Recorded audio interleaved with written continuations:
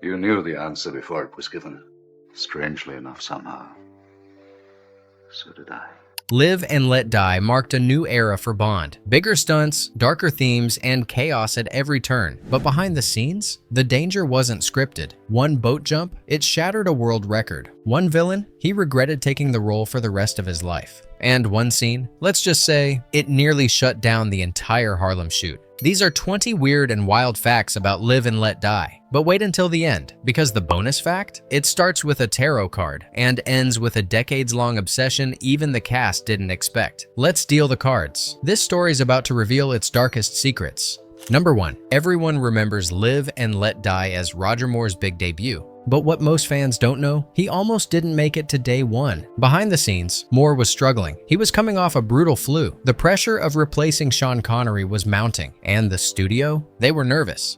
Reports say Moore showed up to early prep tired, tense, and visibly unsure. Rumors spread. Would they swap him out before shooting began? It wasn't just talk. At least one backup name had been floated, just in case he couldn't find his footing. But Moore pushed through. He kept showing up, kept listening, kept adjusting. And when that first scene rolled, flamethrower boats screaming across the bayou, he became Bond. Not Connery's Bond, not Lazenby's Bond, his Bond. Cooler, wryer, and just dangerous enough to survive what came next. Number 2. Roger Moore didn't ease into Bond. His very first action scene involved a high-speed boat chase, explosions, live flames, and stunt timing that left no room for error. There was no double, no rehearsal. Moore was strapped into the driver's seat, heart pounding as fireballs erupted behind him. At one point, a missed cue nearly launched the boat off course, sending it inches from a support pole that could have crushed him. It was supposed to be flashy. Instead, it was a warning. Welcome to Bond. You're not acting anymore. You're surviving.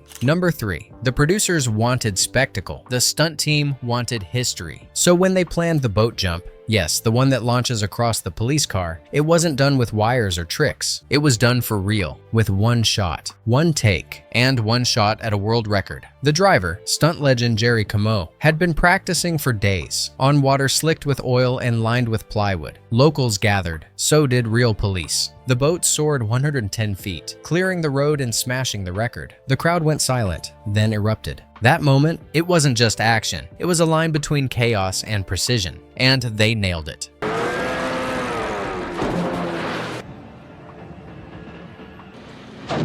Number 4. It's one of the most outrageous moments in any Bond film. Roger Moore running across a pit of snapping crocodiles. No CGI, no rubber props. So who did it?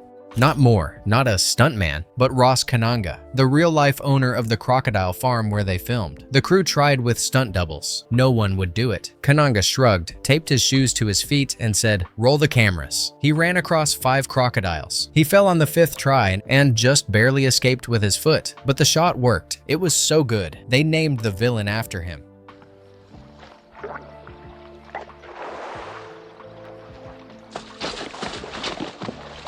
Number 5. Jane Seymour was only 21 when she stepped onto the set of Live and Let Die. It was her first major film role. She had no blueprint, no Bond history in her back pocket. She hadn't even seen one of the movies before being cast. To the producers, that was part of her appeal. She had a mystique about her, something untapped. She arrived with theater instincts and quiet poise, suddenly thrown into a world of explosions, seduction, and voodoo rituals. Her role as Solitaire was meant to be mysterious. But behind the scenes, Seymour was learning everything in real time. How to hit her marks, how to play against Roger Moore, how to survive a Hollywood production built on spectacle. Inexperience could have sunk her. Instead, it made her unforgettable. That wide-eyed quality wasn't acting. It was real, and the camera caught every bit of it. Am I in there as well?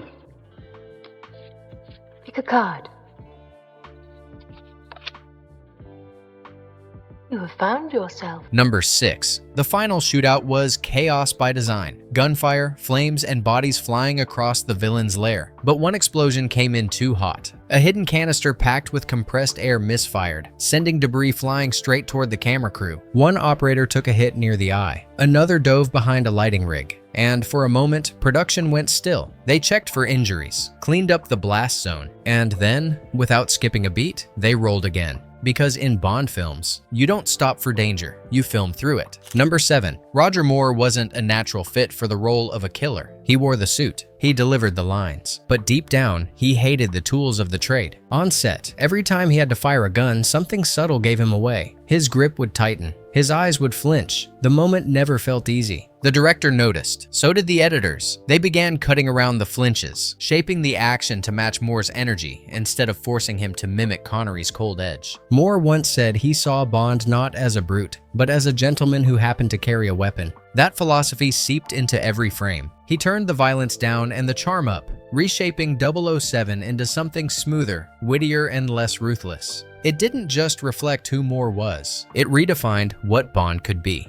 Number 8. Jeffrey Holder didn't just play Baron Samedi, he became him. That booming laugh, it wasn't a sound effect. It was Holder's real voice, echoing across the set like a curse. Between takes, he stayed in character. He'd stare at people without blinking. He once crept up behind a makeup artist and let out a shriek so loud she dropped her brushes and ran. It was method acting, mixed with something primal. Even Roger Moore admitted, "The man gave me chills." In a film packed with fire and danger, it was the actor in face paint who rattled them most. Number 9. The fire was supposed to stay behind her, but fire doesn't always follow directions. During the voodoo ceremony scene, where Solitaire is tied to the post and surrounded by flames, one of the special effects charges went off early. A flare jumped forward. It caught the hem of her robe, and for a split second, she was burning. Crew rushed in. No serious injury, but the scare was real. From then on, Seymour had her costume fireproofed. But that moment, it reminded everyone just how close the danger really was. Number 10. Roger Moore may have been the new Bond, but his take on 007 was way less aggressive than producers expected. During filming of his first love scene with Jane Seymour, the crew noticed something. It wasn't working. Moore played it sweet, tender, romantic, almost like a gentleman trying to impress a date. The director stopped the scene and said flat out, "This isn't a romance novel, you're Bond." They rewrote it on the spot, adding more edge, more dominance, more 007 bravado. Moore adjusted, but off camera, he stayed the same, polite, soft-spoken, and famously shy around love scenes. He may have worn the tux, but the killer instinct, that had to be coached.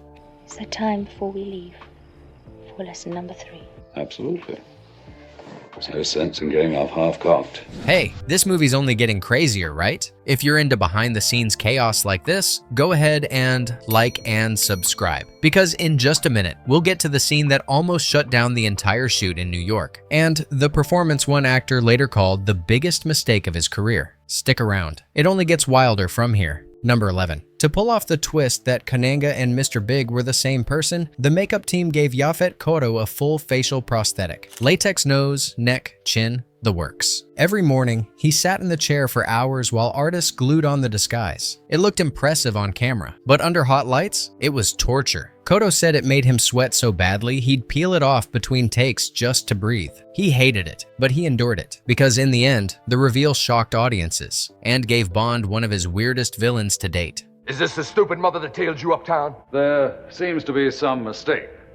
My name is... Ames is for tombstones, baby. Number 12. When the Live and Let Die crew rolled into Harlem, they came with money, cameras, and confidence. But what they didn't bring was trust. To the locals, this wasn't just another film crew. It was Hollywood showing up with a script full of stereotypes, depicting their streets as exotic backdrops, and their people as villains, voodoo priests, and drug lords. And the community pushed back. Shop owners complained. Some residents refused to cooperate. Conversations that started politely turned into confrontations. The discomfort spread so far that New York officials began watching closely. Then came the turning point. After screening early footage, city leaders nearly shut the entire Harlem shoot down. They said the film's tone was inflammatory, that it mocked and misrepresented the very place it was filming in. The studio scrambled to smooth it over, cutting lines, reworking scenes, dialing back certain visuals. They were allowed to stay, but the tension never left. Bond survived Harlem, but he was never fully welcome there. Number 13. At the time, it looked like a career high. Yaphet Kotto had been cast as a Bond villain,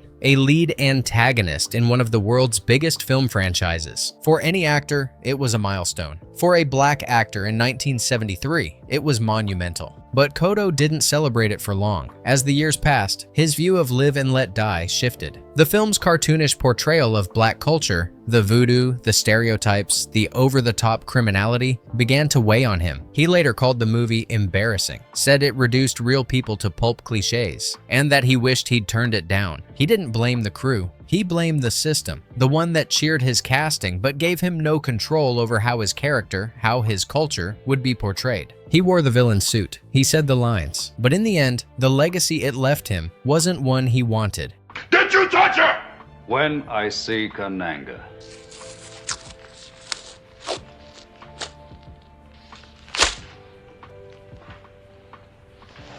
Number 14. Before a single frame was shot, Roger Moore was already uncomfortable. He'd read the early drafts and felt something was off. The tone leaned too far into absurdity, jokes in all the wrong places, violence played for laughs, and scenes that made Bond feel like a parody of himself. For a moment, Moore questioned whether he'd made the right decision taking the role. He brought his concerns to the producers quietly but firmly. This wasn't the Bond he signed up to play. And if the script didn't change, he was ready to step away before the cameras ever rolled. It wasn't a tantrum, it was a line in the sand. The rewrites came fast. Some scenes were toned down, others were scrapped completely, more stayed. But the moment left its mark. It was the first time he had to fight for the version of Bond he believed in, and it wouldn't be the last. Number 15. Some productions run like clockwork. This one ran on caffeine and crossed fingers. Several key scenes, including parts of the final voodoo ceremony, were rewritten just minutes before cameras rolled. The writers sat in parked cars with typewriters. Actors were handed new dialogue during makeup. And in at least one scene, Moore had lines taped to props out of frame just to remember them. It wasn't polished. It wasn't pretty. But somehow, it worked. Number 16. During the Louisiana chase, a stunt car was supposed to peel off a controlled slide, spinning just before hitting traffic. But something went wrong. The car over-rotated. It clipped the curb and careened into the road right as a civilian vehicle pulled into frame. The two cars collided. No one was seriously hurt, but filming was shut down for the rest of the day. The crew blamed bad timing. The locals blamed Bond. Either way, it was another reminder. This wasn't just movie danger. It was real. Number 17. It looks like a simple escape. Bond behind the wheel of a stolen bus, dodging traffic and ducking bridges. But what the movie doesn't show is what happened between takes. While rehearsing one of the tight turns, Moore misjudged his step getting off the bus. He slammed his shoulder into a metal post, hard. The pain was instant, so was the bruising. He finished the scene, didn't complain. But for the rest of the shoot, the crew noticed he favored one side whenever he moved. Bond never breaks character, but sometimes he walks with a limp. Number 18. Long before the orchestra played a note, the song almost slipped away from its creator. Paul McCartney had written Live and Let Die with the same intensity he once brought to the Beatles. Layered, theatrical, and louder than anything Bond had used before. The track was undeniable, but not everyone saw it as a perfect fit. The producers had something else in mind. They heard McCartney's demo and liked the melody, but pictured a soul singer delivering the final version. Paul, they thought, was too much of a departure, but McCartney had other ideas. He believed in the song, and more importantly, he believed it had to come from him. He refused to hand it off, even when they offered alternatives. That quiet standoff behind closed doors reshaped the film's legacy. McCartney's version stayed, and what began as a creative gamble became one of the most iconic Bond themes ever recorded.